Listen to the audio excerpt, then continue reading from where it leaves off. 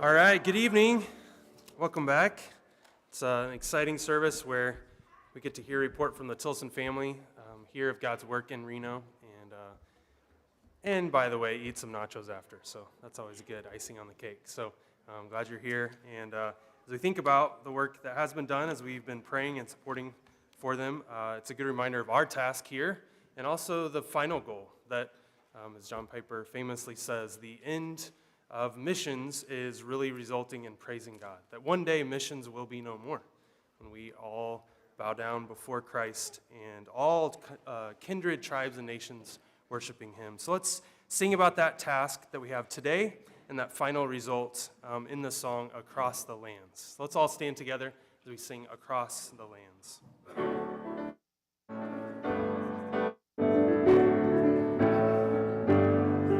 You're the Word of God the Father, from before the world began.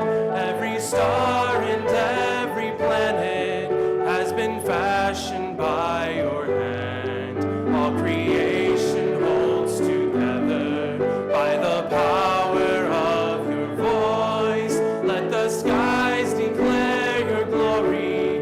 Let the land and seas rejoice. You're the author of creation. You're the Lord of every man. And your cry of love rings out across the lands.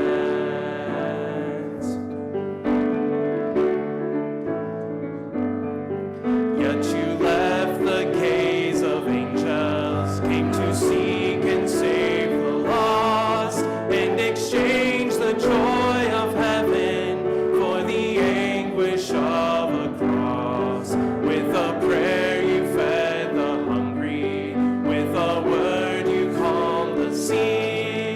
Yet how silently you suffered, let the guilty may go free. You're the author of creation, you're the Lord of every man, and your cry of love rings out across the lands.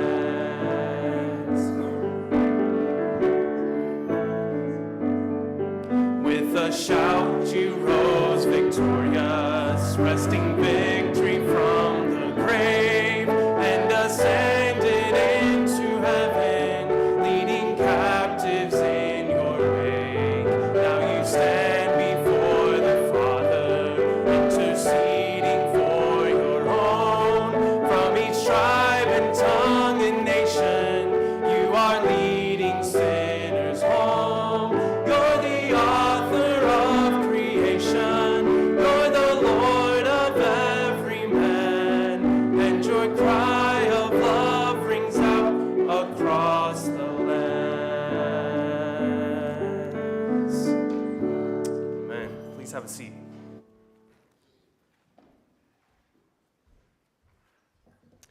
Well, it's good to see you tonight, and looking forward to our service this evening. So just remember a couple things that are going on this week. We have regular midweek services, and then in particular, remember Don McMichael's service on Saturday morning here at the church at 11 a.m. And so I'd love to have you come out and be a support to Carol. It's good to see her here this morning. And then if you're able to help out with the luncheon afterwards, that'd be great as well. There's a sign-up sheet back there, or you could speak with Virginia about just what's involved. And so I encourage you to participate as you're able. So just keep those, I think, two main things in mind for this week. I did want to mention just an update. We mentioned, or encourage you to be in prayer for Fred and Karen. They've been in the process of transitioning from the Congo to Tanzania. And so they had about a 700-mile drive from the Congo to Tanzania, which they estimated would take about 3 days. Can you imagine taking 3 days to drive just 700 miles? But 2 border crossings, and so pretty involved. And then I think, drive like 30, 40 miles an hour, I think is about as fast as they can drive. So I heard from, Karen sent me an email yesterday, and they were a little behind schedule, but doing pretty well on their trip. So they should be, at this point, they should have made it to Tanzania. And so pray for them as they get settled. So remember, what they're doing is, Fred's eczema was really irritated by the humid climate in the Congo, and so they're hoping that Tanzania is more arid, and they're hoping that he can do well there. So it's basically a 3-month trial period there in Tanzania to see if it'll work. So pray for that, and just pray for all the transitions that are going on, and I encourage you to read through their prayer letter. It was in the email on Friday. It gives you more details about that. And then I'll just mention, so Brent Harris is here. Some of you have been around a while, remember Brent and Harmony.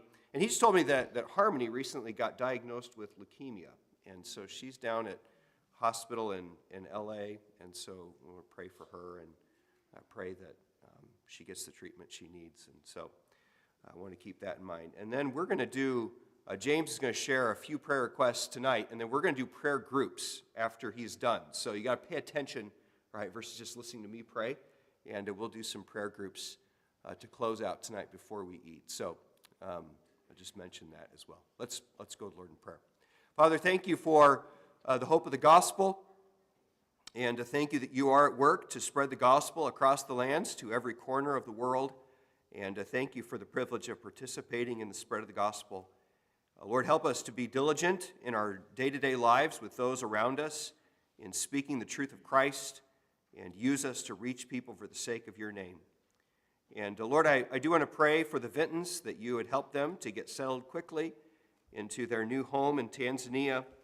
And Lord, I pray that you would protect them and watch over them, give them good health. I pray especially for Fred's skin, that he could tolerate the climate there, and that it would be a place where they could continue to serve and minister. And so please watch over them and care for them. I pray as well for the Harrises, that you would watch over them. I pray for Harmony, that, Lord, you would give healing, and, Lord, that the doctors would have wisdom as they determine a course of action. I pray as well for Brent and the kids, that you would sustain them and help them to hope in you as they go through this very challenging trial. And, Lord, we ask for your blessing on our service tonight. We pray that you would be glorified. We pray that we would be challenged and edified, and as well that we would enjoy a warm and encouraging fellowship together.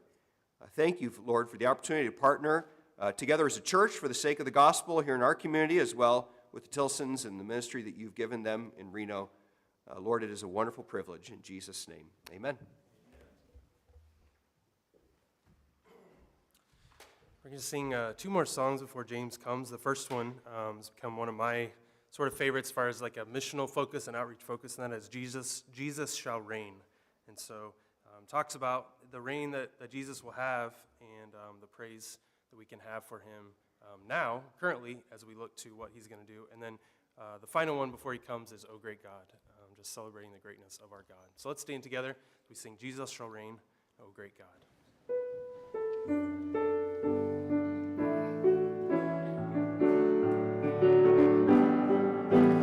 Jesus shall reign where'er the sun does its successive journeys run. His kingdom spread from shore to shore, till moon shall wax and wane no more.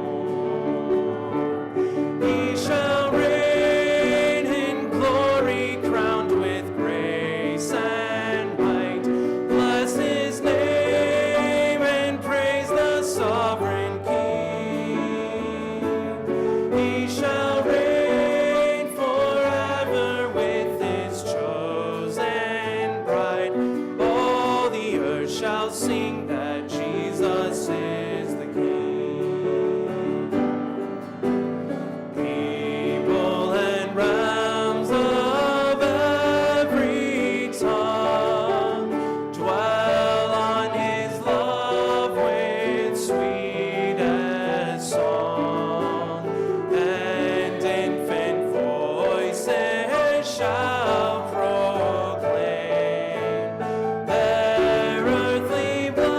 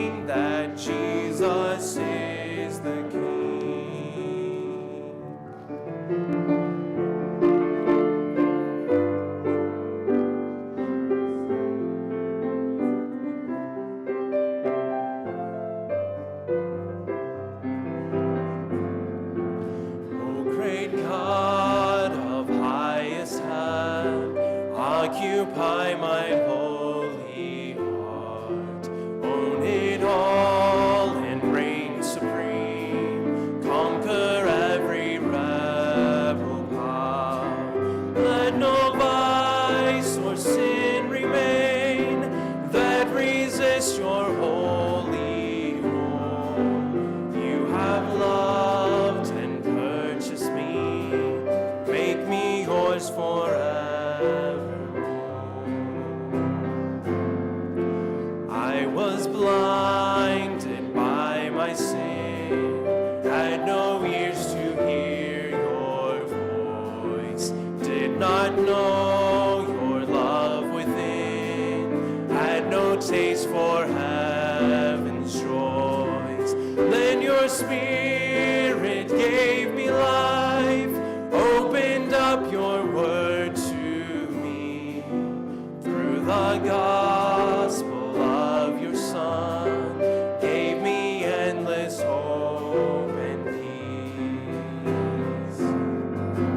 Help me now to live a life that's dependent on your grace. Keep my heart and guard my soul from the evils that I face. You are worthy to be praised with my every thought and deed.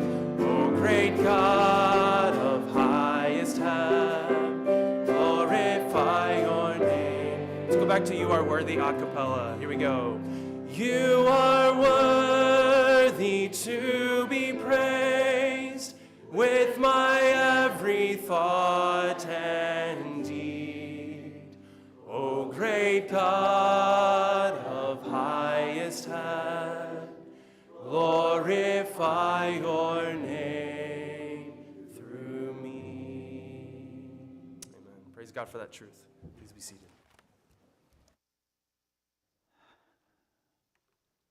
Well, good evening. Thank you. Thanks for coming back tonight. And it is, again, such a privilege to be with you all tonight. My intent is not to preach a sermon. I want to give you a review of what's been going on in Reno since the last time I was here. Probably a little overlap because I know some of you weren't here either due to COVID reasons or you've just moved to this area or come to this church since we were last here. So I'll back up a little bit and try to give you as much context as possible without taking up too much time. But I wanted to just read, you could just listen.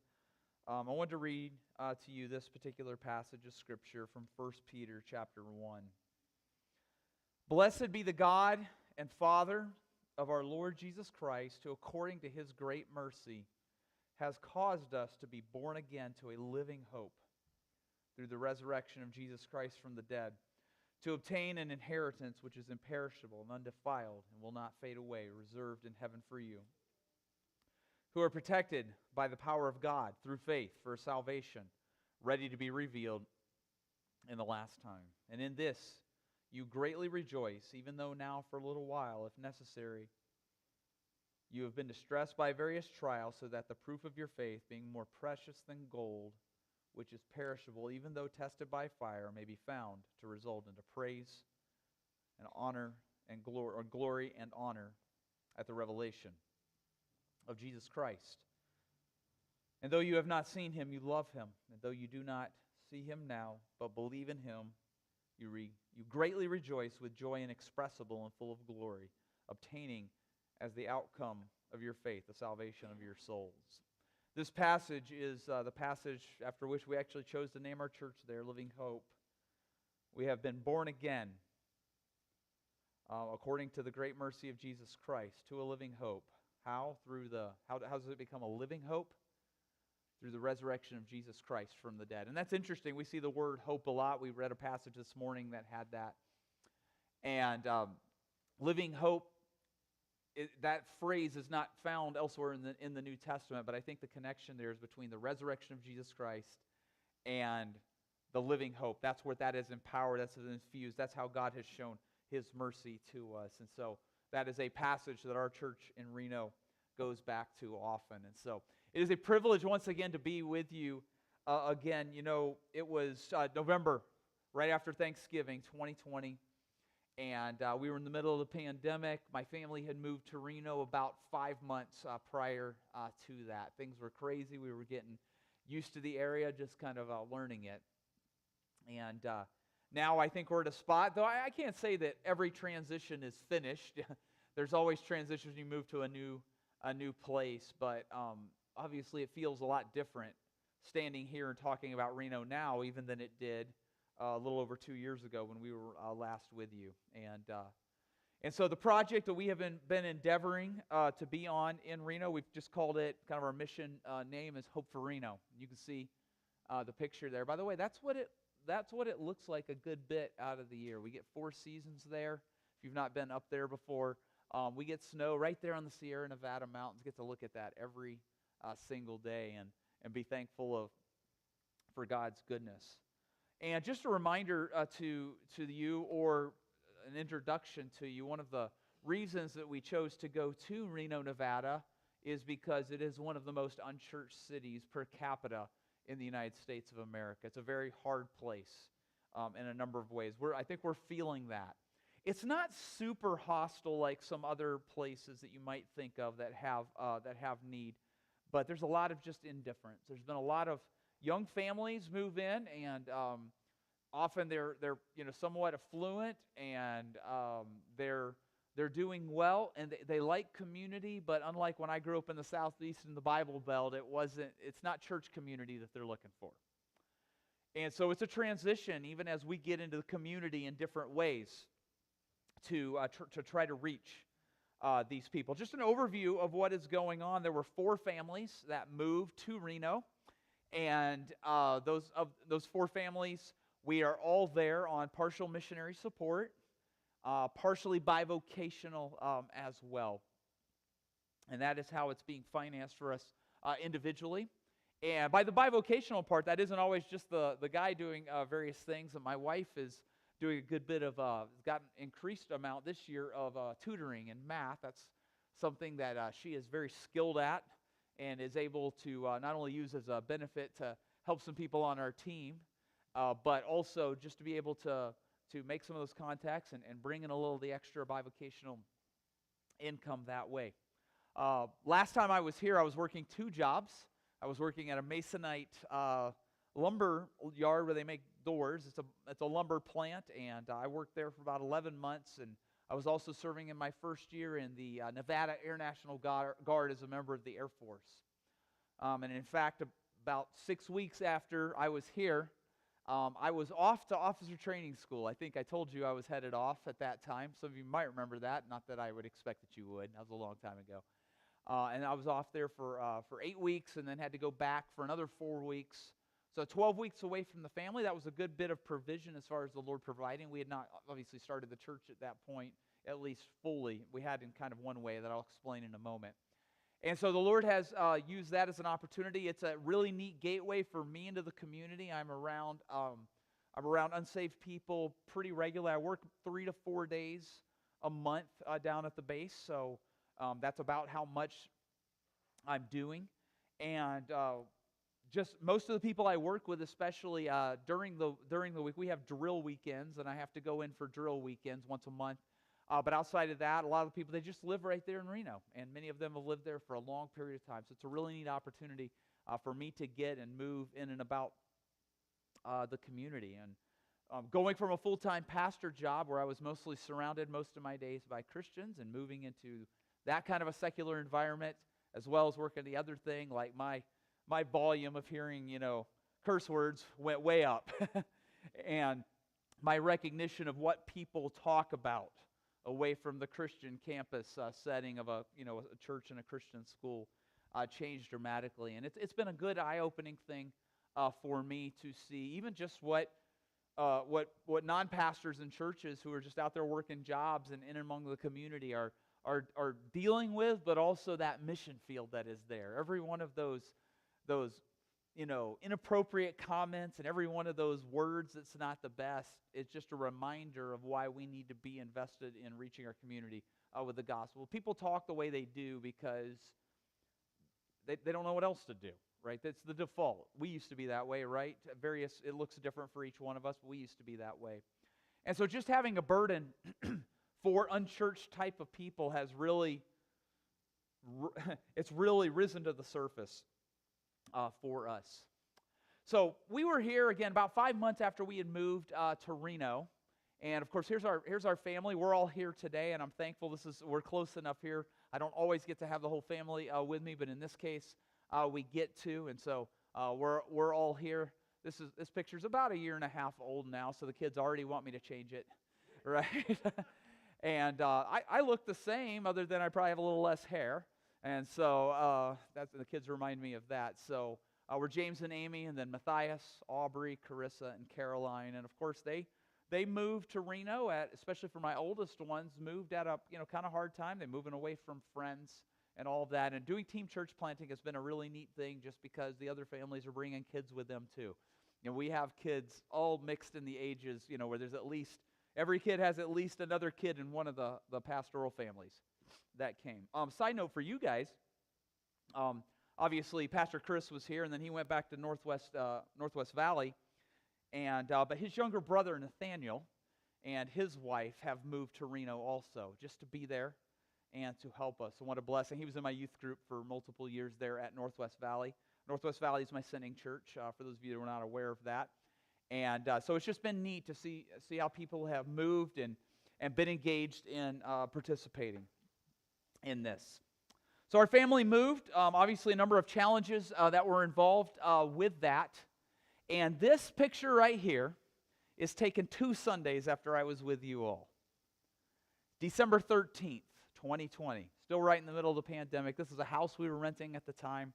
We had started to meet a number of people and had come to the conclusion we need to start meeting somewhere. And so we could have done maybe a little more informal Bible study. We kind of decided let's just kind of run a very kind of low-key service, but we'll just do it right in our home. And so we'd use our computer monitor was like our projector that you're looking at right now. That's what it was. We got the couch. Not bad to have a couch to sit in during church, right?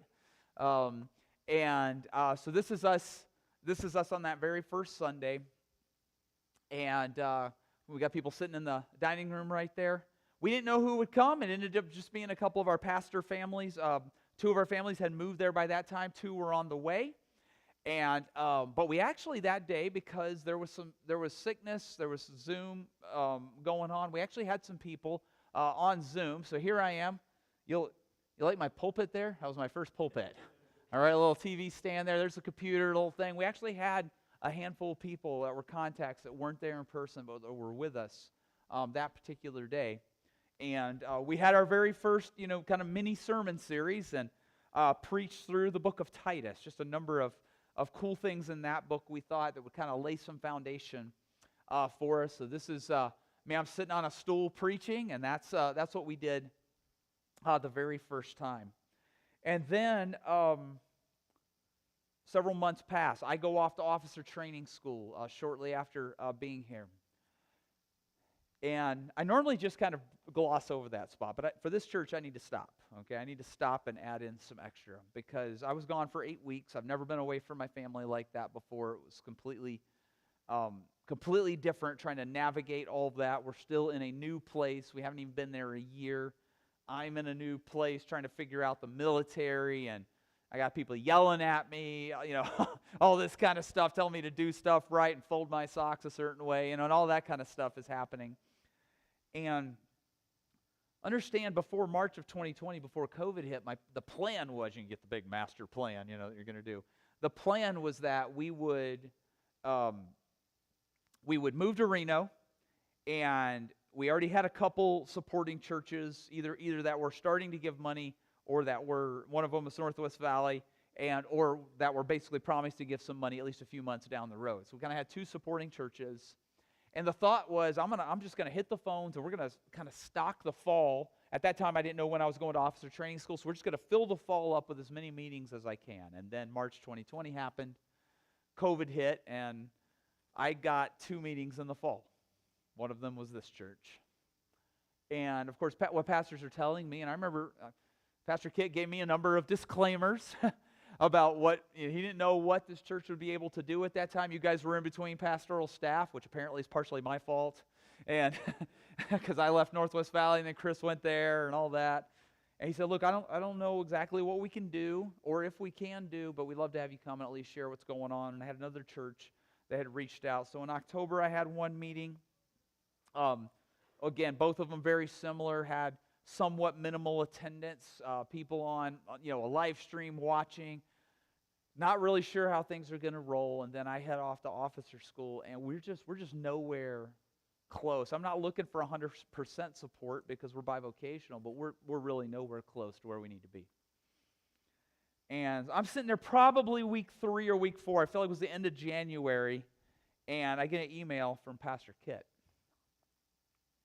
And I'm honestly, about that point, I'm a little bit tired of this whole officer training thing, and I got another 4 or 5 weeks ahead of me, and I know this is for a season, and I'm going to push through this, and this is for the sake of church planting. We're going to, make this work, but I wasn't in a great spot at the time.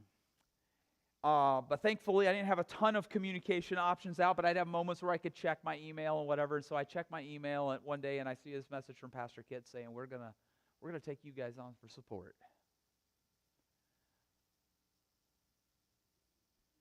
That was a shot in the arm, guys. I'm just going to tell you.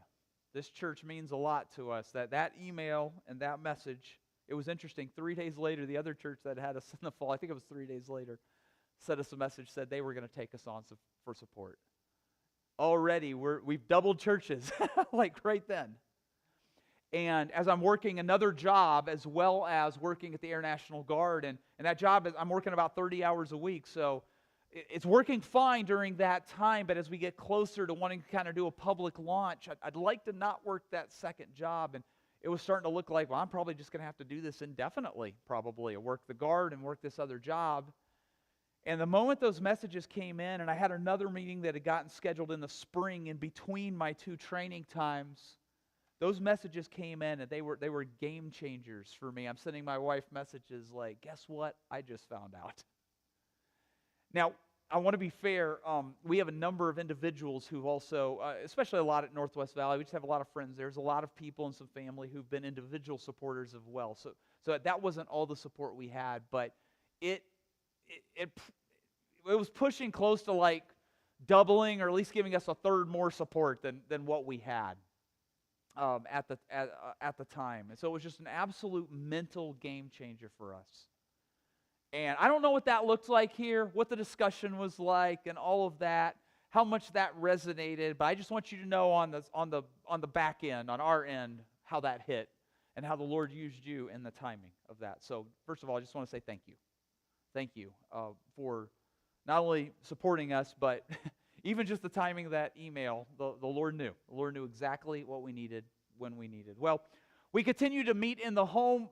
Obviously, there's meetings going on in our house while I'm gone to 3 months of military training. That included Andy Gleiser, who's there covering most of it, but even Daniel Kelting, who some of you know from Ironwood, he drove up at least one time and did a service for us. He drove up just, basically to preach a service for us in our house. So we began to continue to meet. We moved into the summer, and we had some mission trips coming in. And we were like, this is great. This is awesome. Where are we going to put them for church on Sunday? Like, there were decent-sized groups coming in. In fact, one week we had 3 churches coming in all at one time.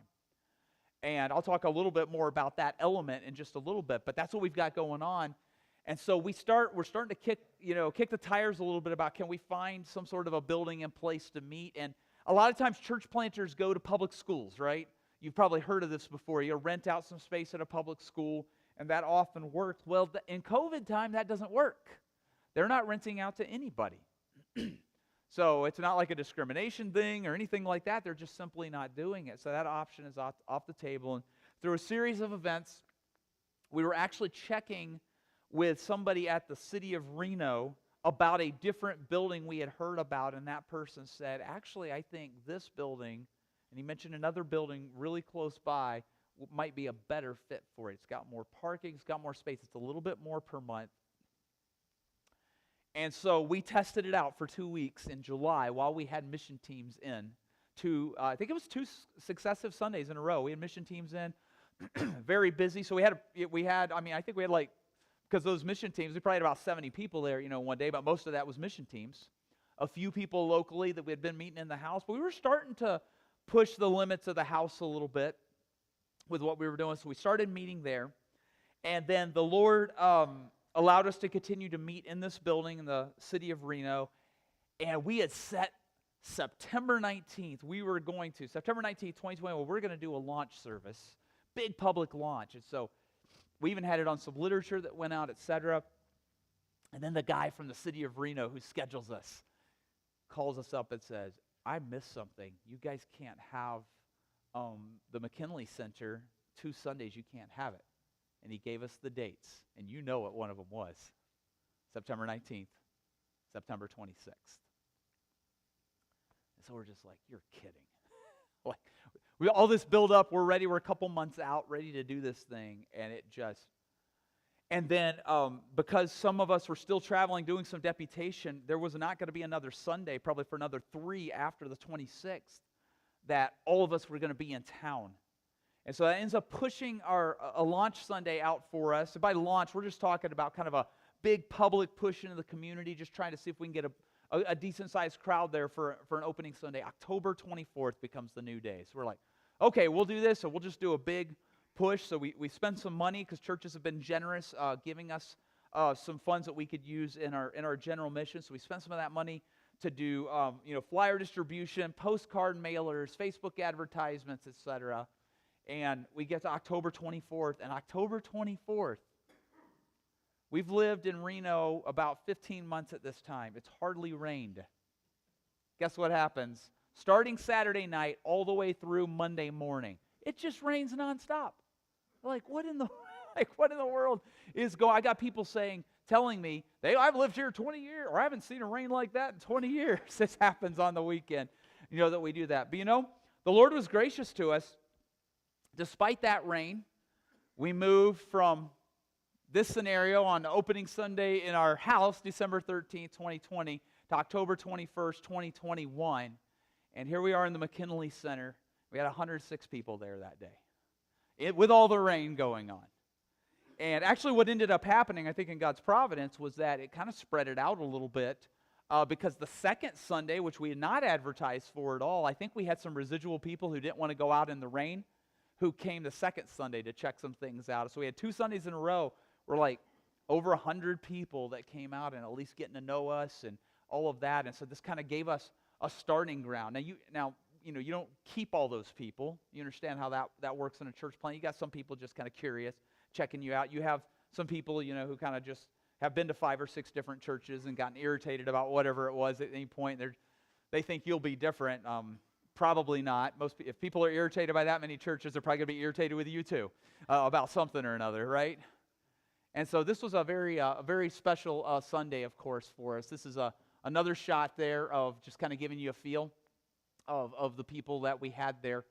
Now we had about 15 people either coming in from out of town or who were in the area that were simply there for support reasons that morning. They wanted to come and be a part of that opening Sunday. But most of this was people in the community.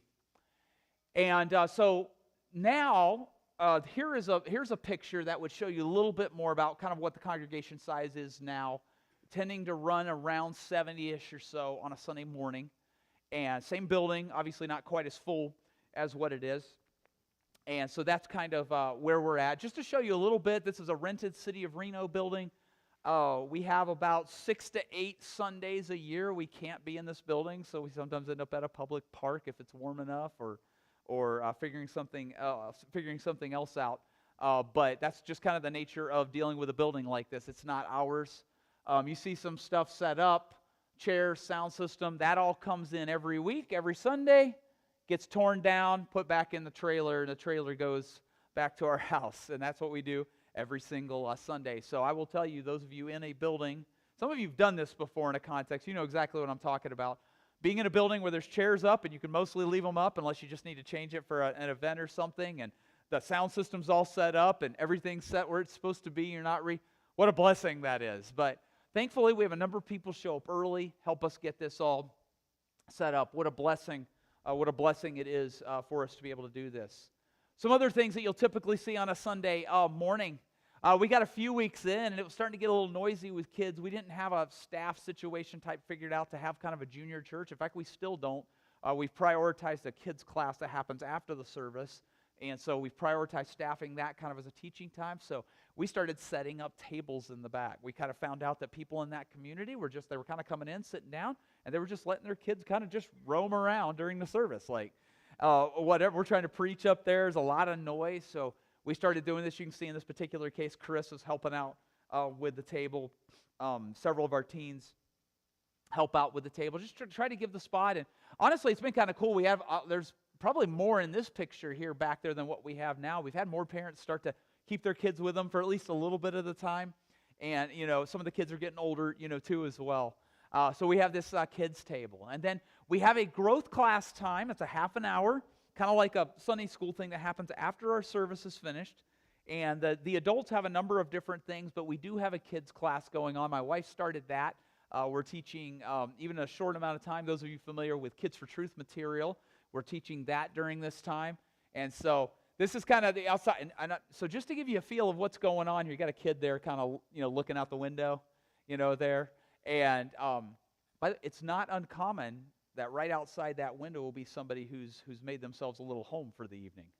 Okay, right around this building, it's very common for us, and the more so in the winter, even more extreme weather this winter, 5, 6 people set up little tents. They're homeless people just kind of setting up in these spots here. And so we have that teaching time going on, and then this is just a little bit of some people hanging out after church is done. So I know I hung out here a long time today. A lot of people like to do that as well, especially when the weather's good. We have to be out of the building by a certain time, but we kind of stand there as long as we want. So that's what we do. Now this is where the trailer backs up to this spot every week, and we unload into it. One Sunday we showed up, and a homeless guy had made a whole setup there, big tent and everything right there. We had to pull it around to the other side. And it's just kind of what you're dealing with when you're dealing with this. But the folks like to stay and chat for a little bit. And so that's a little bit of a tour, a little bit around the building that the Lord's helping us be in. We would love to get into something that's we can have every Sunday, maybe something where we could eventually have 24/7 access to. Trying to work through finances and things like that at this particular moment. So I'll circle back to some of that in just a moment. In January then of 2021, we launched what we call share groups that would meet in various homes at different times during the week. They would meet. We meet to discuss sermon application, to share prayer requests in a kind of a tight-knit community.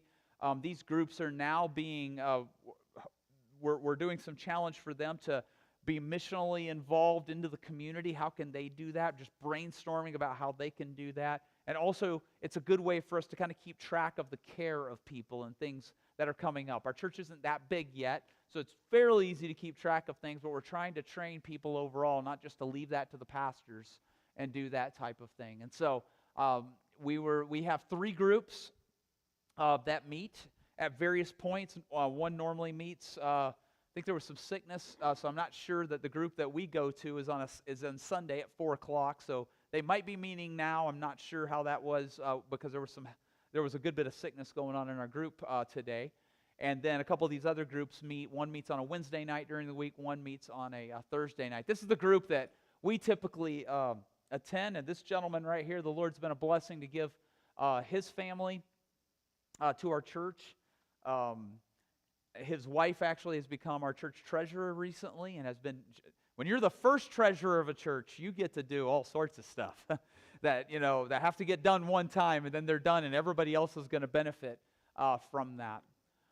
One thing that happens is on drill Sundays, I'm working one Sunday a month. So that's a little bit different.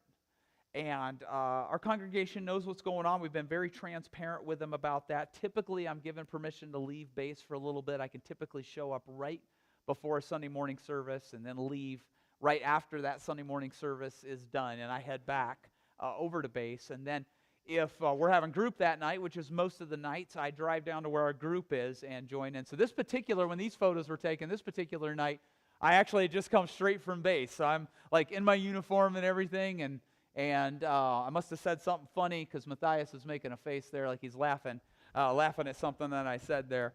But we just, we're living life together. There's kids typically that are running around in that little area, and the Lord's blessed us with a number of kids and teenagers, so we're thankful for that as well. We'll fast forward a little bit from that January of 2021 launch of those groups. And this would be Easter Sunday. And again, we did kind of another push into the community, and the Lord blessed us again with a number of people coming. There's some new faces in this group. There's some faces that we don't have anymore that were in the original group that are here for this. And so the Lord blessed us with this. So that was a big thing. We also, later that afternoon, had baptisms, our first baptisms. And then it was 2 weeks later, on April 24th of 2021, that after doing a lot, our growth class time that happens after the service had been spent primarily, it was almost like a big new members class, right? We've got this new constitution. It doesn't even really exist as a constitution yet because it hasn't been launched into being, but we're presenting this as we want a group of people who will be willing to charter with us in membership. And basically say, hey, here are our pastors, here is this constitution, and we're coming on board to be a part of that. And the Lord blessed us with these families right here.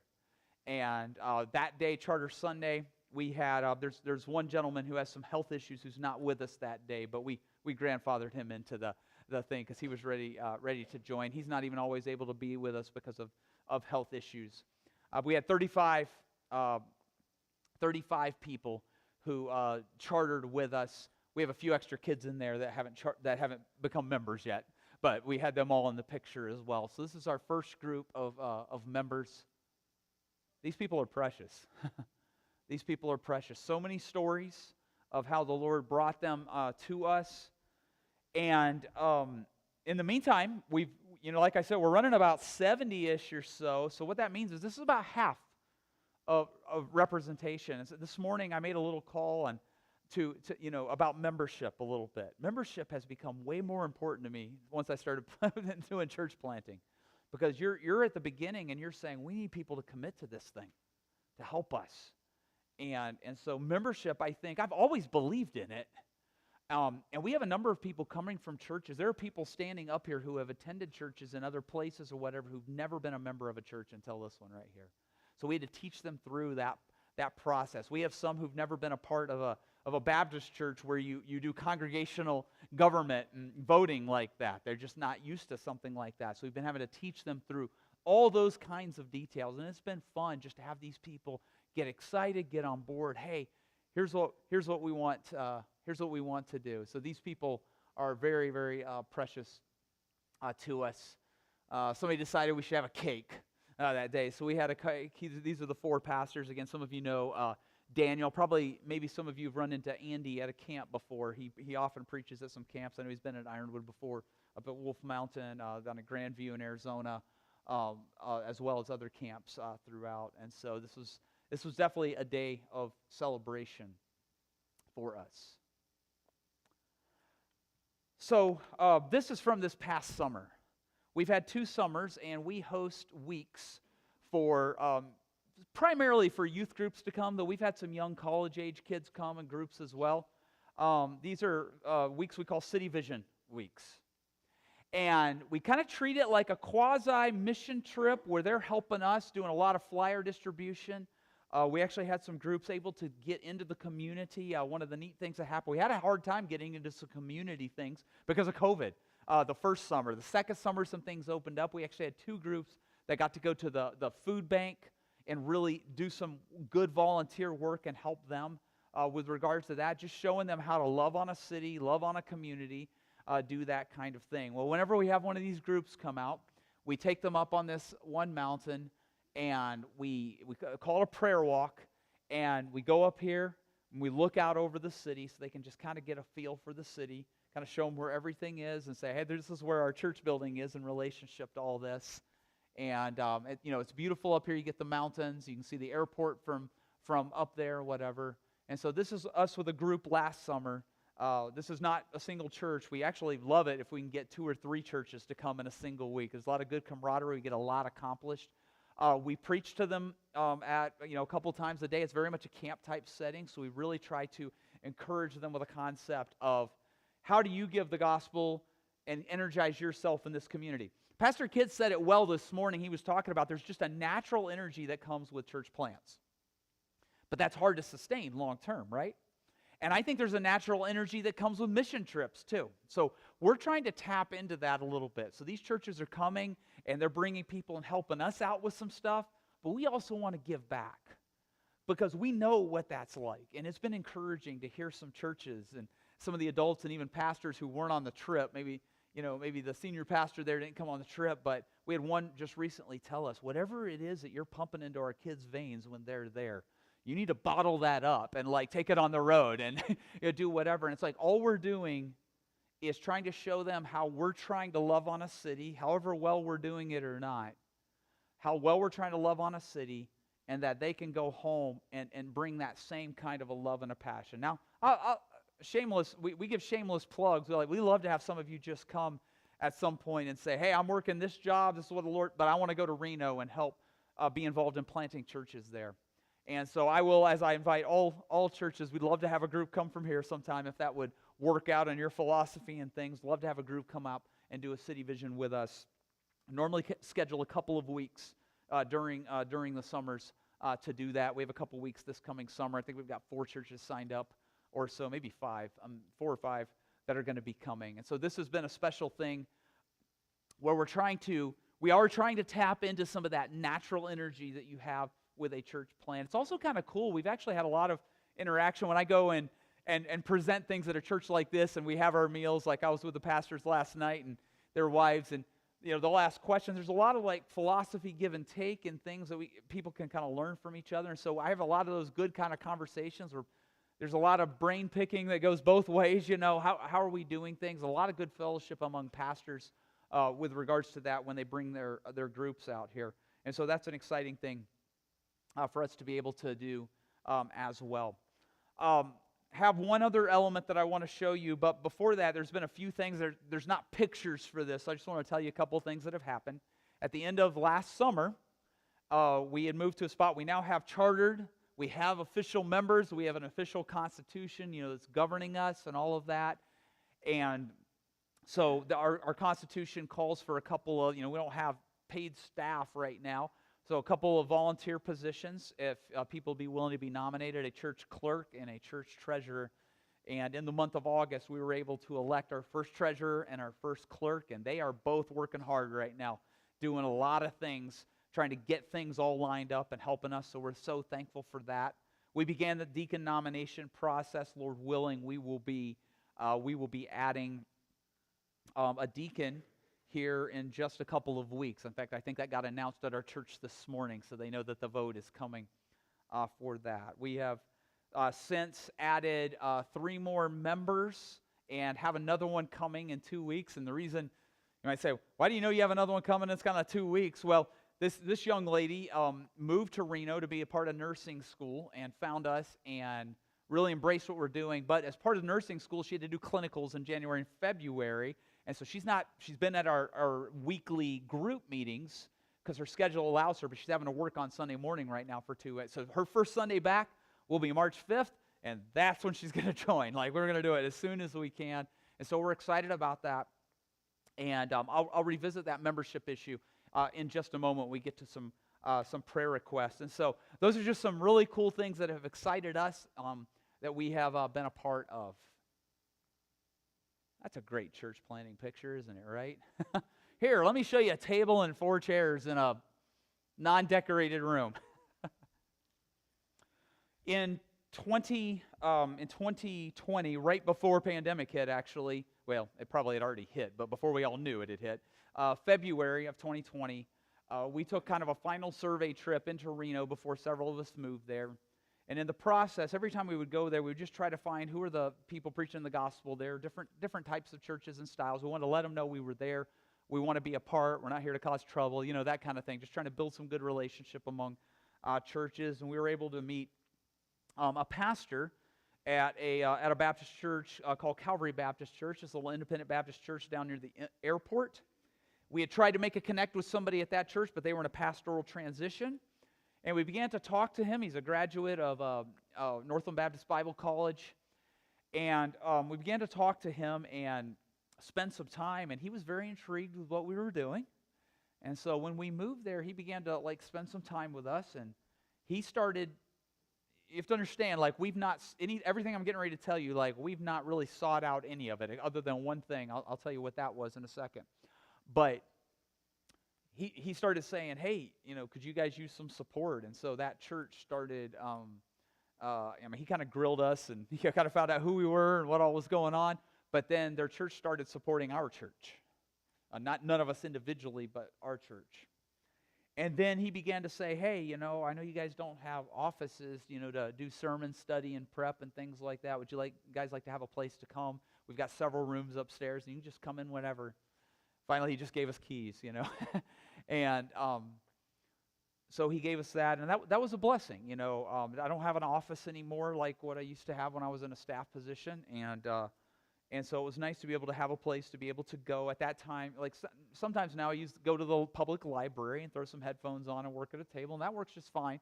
But it was COVID again, so many things going on with COVID. Libraries weren't open up there to be able to do any of that stuff at the time. So what a huge blessing it was. And then we asked him, we said, we got mission groups coming in. We'd love to be able to have a place where we can do services, but we don't have a place to do that. Could we use your auditorium? And they have a nice big fellowship hall. And they have basically let us, when these City Vision trips come in, or even other groups that have come at various points of, different groups, different ages, they've let us come and use their building. They've got a couple showers upstairs. It's not like 5-star hotel or anything, but there's a place you can put an air mattress down, and we've had people come and stay, and they've just kind of let us use their building. Oh, what a huge help for church planting.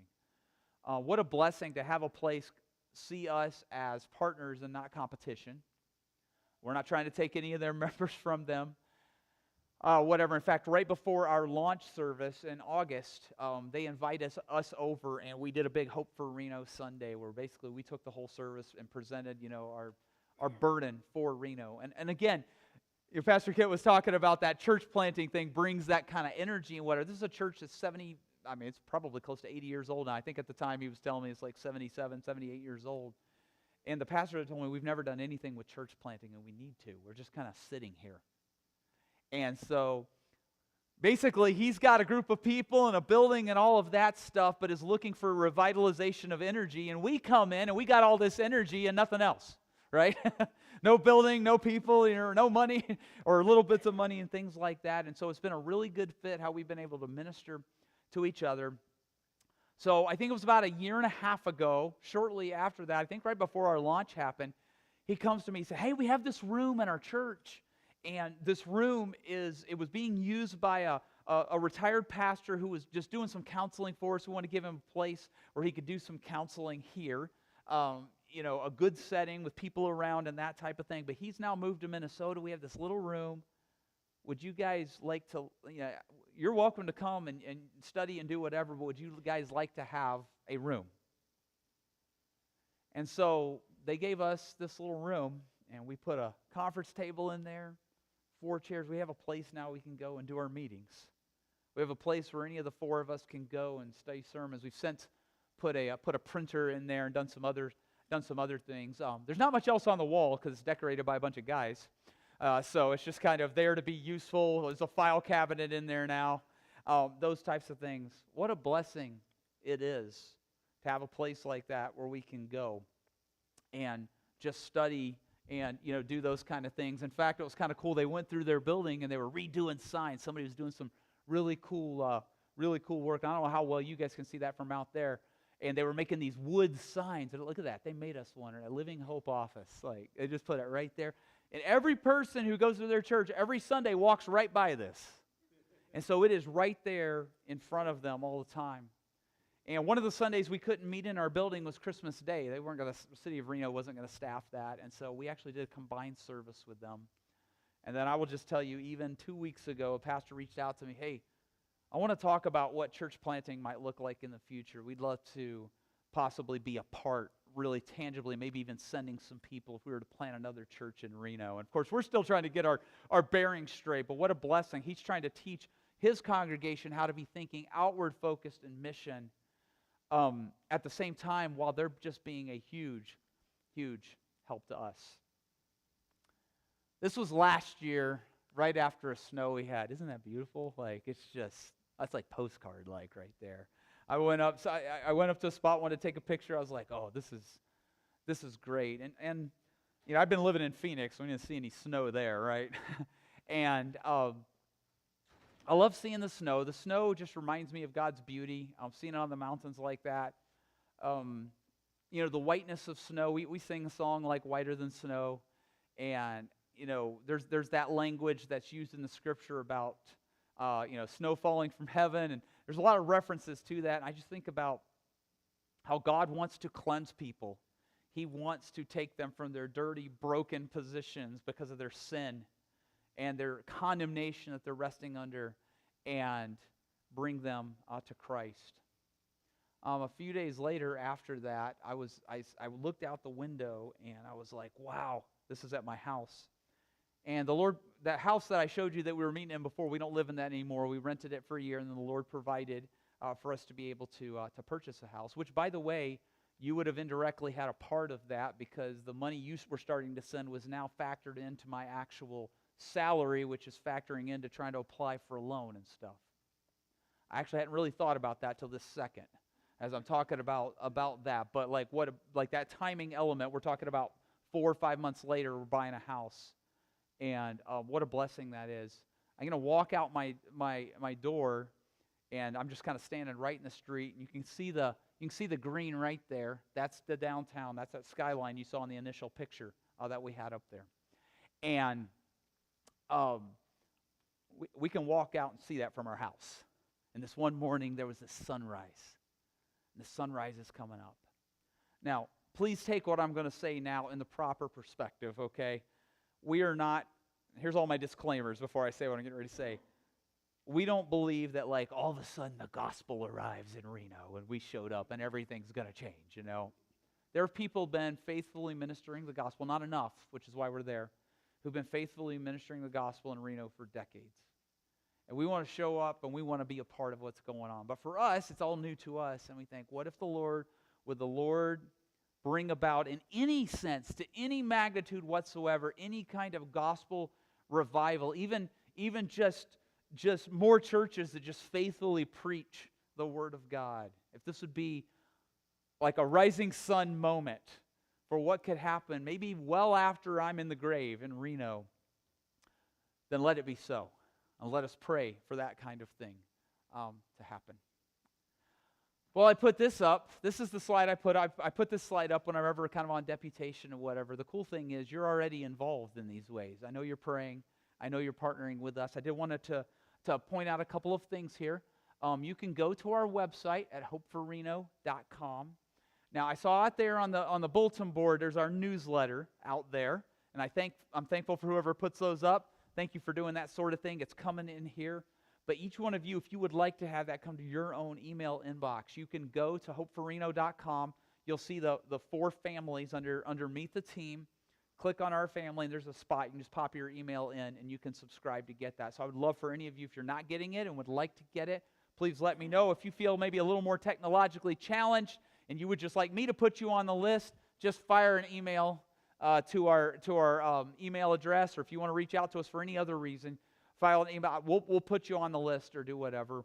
Hope for Reno is also found on Facebook, Twitter, and Instagram. So if you're in any of those spots, go ahead and please feel free to follow us and do that kind of thing. We want you to be able to have access to everything that we can. So let's go back up here to pray as I finish up here, because I know we're going to do a little bit of a prayer time here. A couple specific prayer requests for you today. First of all, I'd like you to pray for a specific person that I have. He showed up at our church opening Sunday, very rough around the edges, looking kind of guy, but clearly at a spot where he is ready to be teachable and all that. Had a very bizarre kind of work schedule for about a year, and basically he was getting off of work after working a 10-hour or sometimes a 12-hour shift on a Saturday night to Sunday. Sometimes he still drug himself to a 10 o'clock service. But obviously that wasn't sustainable week in and week out. And the Lord just recently intervened and allowed his schedule to get changed. He has custody of 2 girls who are just sweethearts.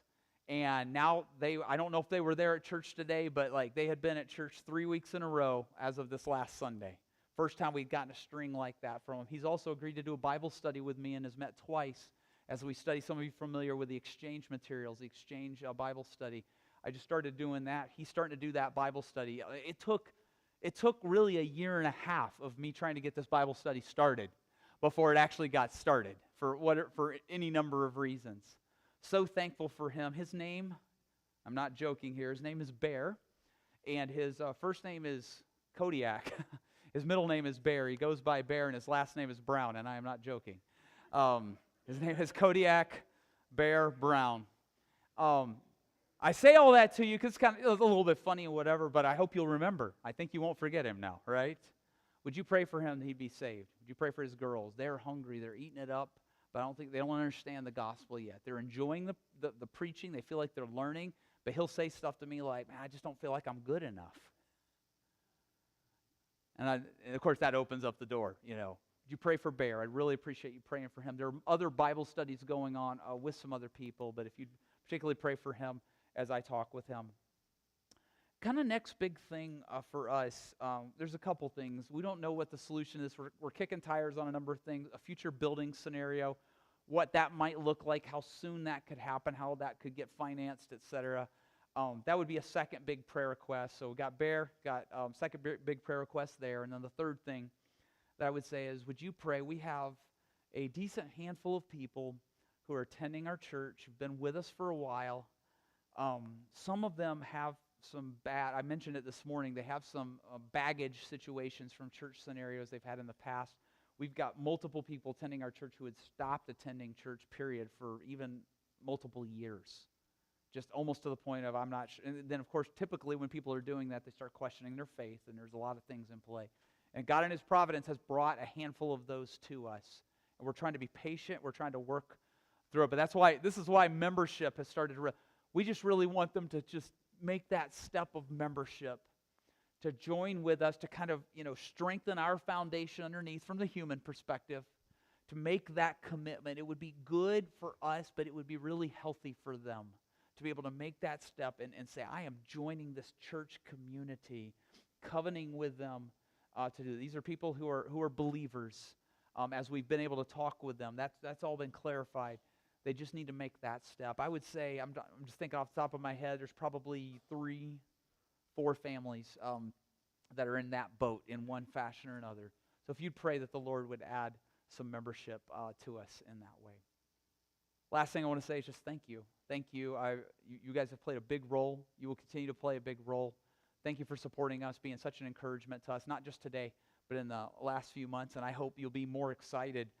That check comes from LifePoint, goes to our mission board every month. I know that may be on an automatic something somewhere, but I hope that you'll think regularly and often that you're sending those funds there, and this is what the Lord is doing. I don't know if this is what you were hoping for, or I don't know what you had in your mind, but I hope you're encouraged a little bit tonight. Thank you.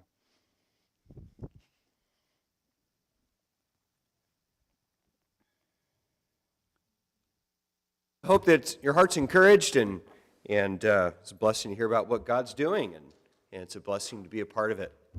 So we're going to take a few minutes and pray. So maybe just with your family or a few other people around you, maybe get in a group of 4 or 5 people and just take a few minutes to pray together. So pray for Bear Brown and for the building situation, and then as well for some of these attendees to commit and really jump into the life of the church. So take a few minutes with some people around you and pray for those things, and try and get started here relatively quick, and then I'll pray for the food here in a little bit after that. So take some time to pray.